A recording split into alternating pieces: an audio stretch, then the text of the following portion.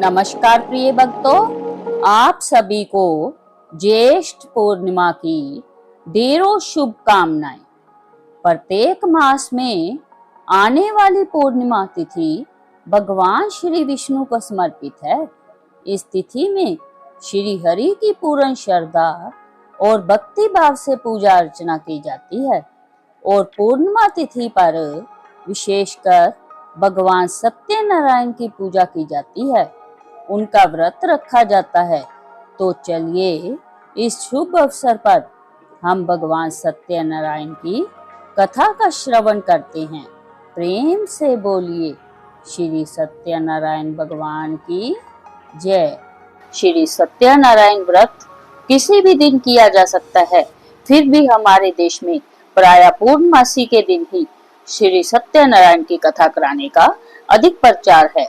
प्रातः काल ही इस व्रत का संकल्प लेकर दिन भर निराहार रहकर विष्णु भगवान का ध्यान और गुणगान करना चाहिए। सायंकाल स्नान करके पूजन की तैयारी करें। केले के खंभों और आम के पत्तों के वंदनवारों से एक सुंदर मंडप बनाकर सुंदर चौकी पर भगवान की प्रतिमा की स्थापना करें। पास ही कलश, गणेश जी और नवग्रह भी स्थापित करके षोडशोपचार से पूजन करें। इसके बाद ध्यान पूर्वक कथा सुने।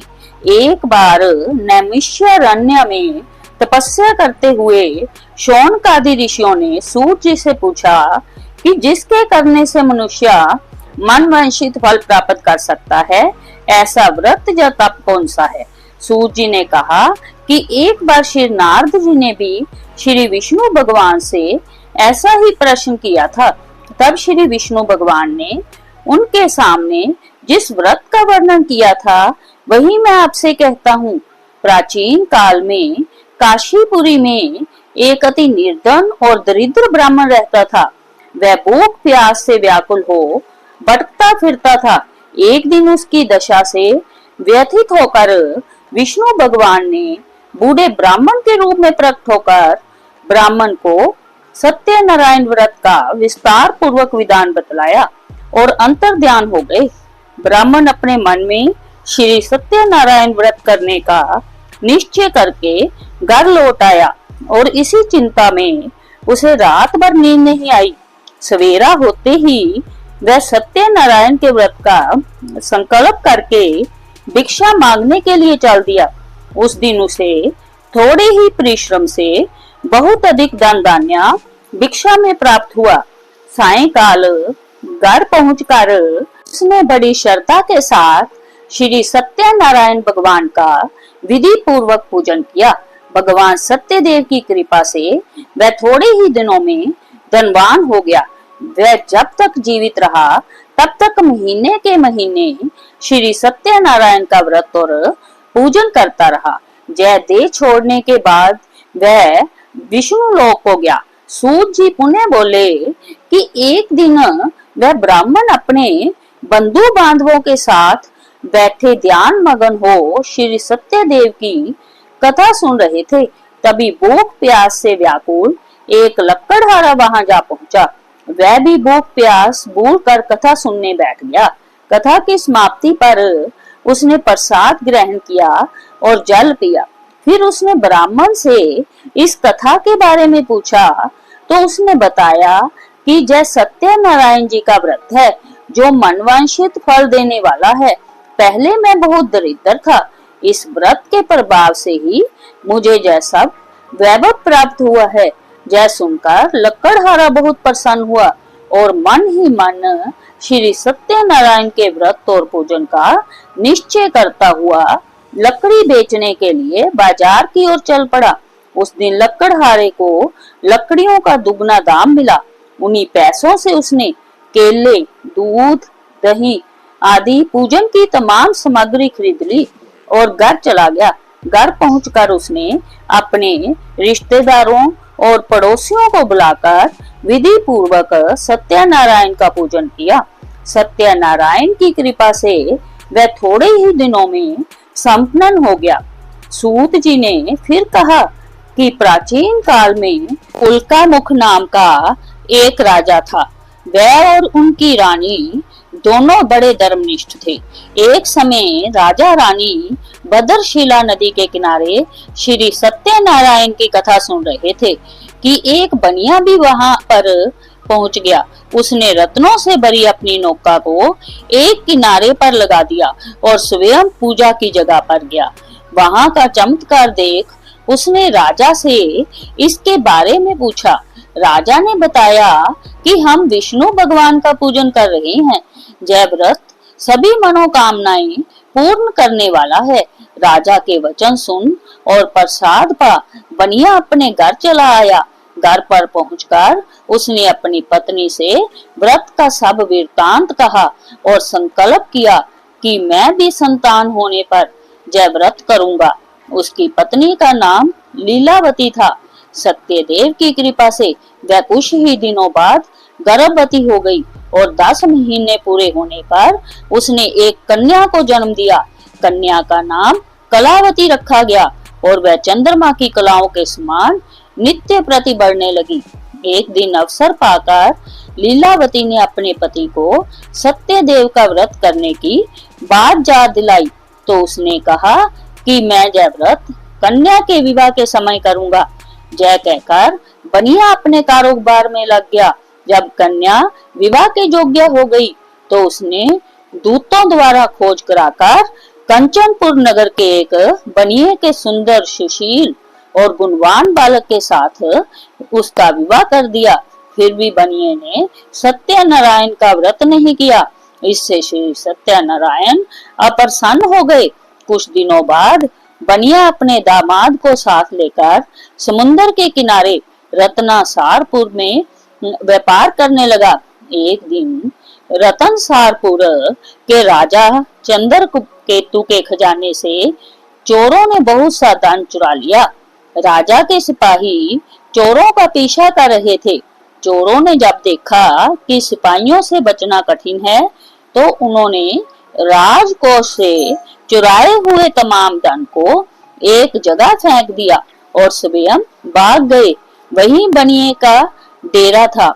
सिपाही चोरों को ढूंढते हुए उसी जगह पहुंच गए और उन्होंने दोनों बनियों को चोर समझकर पकड़ लिया।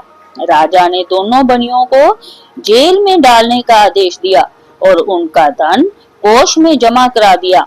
श्री सत्यदेव के कोप से लीलावती और कलावती भी बड़े दुख से दिन काट रही थी। एक दिन कलावती भूख प्यास से बहुत व्याकुल होकर एक मंदिर में चली गई। वहां श्री सत्यनारायण की कथा हो रही थी। वहां बैठकर उसने कथा सुनी और प्रसाद लेकर रात होने पर घर पहुंची। माता के देरी का कारण पूछने पर उसने सब बात कह दी। उसकी बात सुनकर लीलावती को अपने पति की भूख की बात याद आ गई और उसने श्री सत्यदेव के व्रत का निश्चय किया। उसने अपने बंधु बांधवों को बुलाकर श्रद्धा पूर्वक कथा सुनी और विनम्र भाव से आतुर होकर प्रार्थना की कि मेरे पति ने संकल्प करके भी जो आपका व्रत नहीं किया उसी से आप अप्रसन्न हुए हैं। अब कृपा करके उसका अपराध क्षमा करे। लीलावती की प्रार्थना से श्री सत्यदेव प्रसन्न हो गए। उसी रात्रि में श्री सत्यदेव ने राजा चंद्रकेतु को स्वप्न में दर्शन देकर कहा कि प्रातः काल होते ही दोनों बनियों को जेल से छोड़ दो और उनका सभी धन उन्हें लौटा दो, वरना पुत्र पौत्र समेत तुम्हारा राज नष्ट हो जाएगा। इतना कहकर सत्यदेव तो अंतर्ध्यान हो गए और राजा ने भी सवेरा होते ही दोनों बनियों को मुक्ति का आदेश दिया। साथ ही उनका धन उन्हें लौटा दिया और बहुत सम्मान पूर्वक उन्हें विदा किया। दोनों बनिए आनंदित हो अपनी नौका लेकर घर की ओर चल पड़े। तभी श्री सत्यनारायण भगवान सन्यासी के वेश में उनके समीप आए और बोले कि तुम्हारी नौका में क्या है। बनिए ने हंसते हुए उत्तर दिया कि नौका में लता पत्रों के सिवाय और कुछ भी नहीं है। यह सुनकर दंडी स्वामी ने कहा कि तुम्हारा वचन सत्य हो। स्वामी के चले जाने पर बनिए ने देखा कि नौका हल्की होकर ऊपर को उठ रही है। उसे बड़ा कौतूहल हुआ और जय देखकर कि नौका में तो सचमुच ही लता पत्थर बड़े हैं, वह बेहोश होकर गिर पड़ा। किंतु दामाद ने कहा कि इस प्रकार घबराने से काम न चलेगा, यह सब उन्हीं स्वामी की करामात है, चलकर उनसे प्रार्थना की जाए तो फिर वैसा ही हो जाएगा। दामाद की बात मानकर बनिया स्वामी के पास पहुंचकर उनके चरणों में गिर पड़ा और बार बार उनसे क्षमा मांगने लगा। उनकी विनीत प्रार्थना से भगवान ने प्रसन्न होकर उसे इच्छित वरदान दिया और स्वयं उसी जगह अंतर्ध्यान हो गए। बनियों ने नाव के पास जाकर देखा तो वह धन रत्नों से भरपूर थी। तब उन्होंने वहीं श्री सत्यदेव का पूजन किया और कथा सुनी। फिर वह घर की ओर चल दिए। अपने नगर के समीप पहुंचकर बनिए ने लीलावती के पास अपने आने का समाचार भेजा। लीलावती उस समय श्री सत्यनारायण की कथा सुन रही थी। उसने अपनी पुत्री कलावती से कहा कि तुम्हारे पति और पिता आ गए हैं, मैं उनके स्वागत के लिए चलती हूँ। तुम भी प्रसाद लेकर शीघ्र ही नदी तट पर पहुंच जाना। कलावती प्रसन्नता के कारण इतनी विमुग्ध हो गई कि वह कथा का प्रसाद लेना भी भूल गई और तुरंत ही नदी के तट की ओर दौड़ पड़ी। वह ज्यों ही नदी के किनारे पहुंची त्यों ही उसके पति समेत नौका जल में डूब गई। यह देख बनिया हाहाकार करके छाती पीटने लगा। लीलावती भी दामाद के शोक में विलाप करने लगी और कलावती अपने पति के खड़ाऊ लेकर सती होने को तैयार हो गई। तभी आकाशवाणी हुई कि हे वणिक, तेरी कन्या सत्यनारायण के प्रसाद का निरादर करके पति से मिलने के लिए आतुर होकर दौड़ी आई है। यदि वह प्रसाद लेकर फिर आए तो उसका पति जी उठेगा। जय सुन कलावती घर की ओर दौड़ गई और श्री सत्यनारायण का प्रसाद लेकर नदी के किनारे आई तो क्या देखती है कि उसके पति समेत नौका जल पर तैर रही है। यह देख बनिया भी प्रसन्न हो गया और अपने घर पहुंच गया। वह जब तक जीवित रहा तब तक श्री सत्यदेव का व्रत करता तथा श्रद्धा पूर्वक कथा सुनता रहा। इसके बाद सूत जी बोले कि एक समय तुंगध्वज राजा शिकार खेलने के लिए वन में गया हुआ था। वहां उसने देखा कि एक बरगद के वृक्ष के नीचे बहुत से गोप ग्वाल इकट्ठे होकर सत्यनारायण की कथा सुन रहे हैं। राजा ने ना तो सत्यनारायण को नमस्कार किया और ना पूजन के पास ही गया। गोपगण राजा को देखकर स्वयं प्रसाद लेकर उसके पास आए और प्रसाद राजा के सामने रख दिया। राजा ने प्रसाद की कुछ परवाह न की और महल की ओर चला गया। राजद्वार पर पहुंचते ही राजा को मालूम हुआ कि उसके पुत्र पौत्र और धन संपत्ति सब नष्ट हो गए हैं। उसे वन की घटना स्मरण हो आई और उसने विचार किया कि श्री सत्यदेव के प्रसाद का निरादर करने के कारण ही मुझे यह दुख प्राप्त हुआ है। यह सोचकर राजा पुनः वन में दौड़ा गया और सब गोप ग्वालों के साथ मिलकर श्रद्धा और भक्ति के साथ श्री सत्यदेव का पूजन करके प्रसाद ग्रहण किया। इसके बाद वह घर पर लौट आया तो उसके मृत पुत्र पुत्र आदि भी जी उठे और नष्ट हुई संपत्ति भी ज्यों की त्यों हो गई।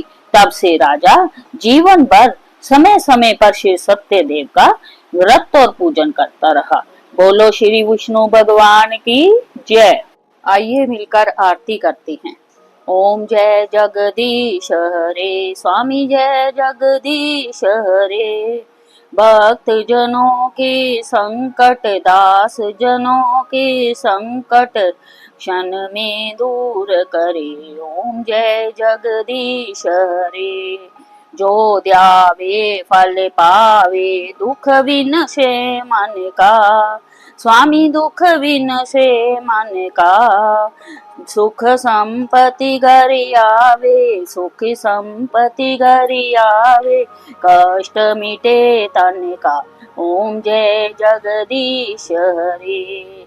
मात पिता तुम मेरे, शरण गहूँ मैं किसकी। स्वामी शरण गहूँ मैं किसकी। तुम बिन और ना दूजा, प्रभु बिन और ना दूजा। आसे करूं मैं जिसकी। ओम जय जगदीश हरे। तुम्हें पूरन परमात्मा तुम्हें अंतर्यामी, स्वामी तुम्हें अंतर्यामी।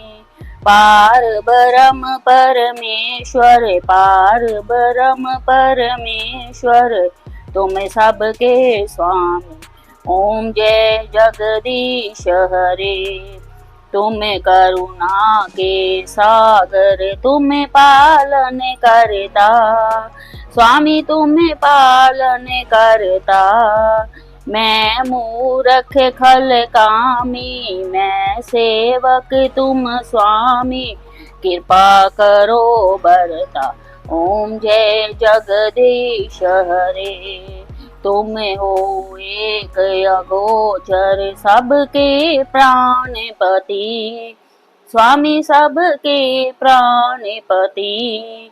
किस विध मिलूं गोसाई, किस विध मिलूं गोसाई, तुमको मैं कुमति। ओम जय जगदीश हरे। दीन बंधु दुखे हारता, तुम्हें ठाकुर मेरे, स्वामी तुम्हें रक्षक मेरे। अपने हाथ उठाओ, अपने चरणी लगाओ, द्वारे पड़ा मैं तेरे। ओम जय जगदीश हरे। विषय विकार मिटाओ, पाप हरो देवा, स्वामी कष्ट हरो देवा। श्रद्धा भक्ति बढ़ाओ, श्रद्धा प्रेम बढ़ाओ, संतन की सेवा। ओम जय जगदीश। बोलिए सत्यनारायण भगवान की जय। ऐसी ही पवित्र कथाएं सुनने के लिए चैनल को सब्सक्राइब करना ना भूले। कमेंट बॉक्स में जय श्री हरि विष्णु जरूर लिखें। मिलते हैं अगली वीडियो में, तब तक के लिए जय श्री कृष्णा।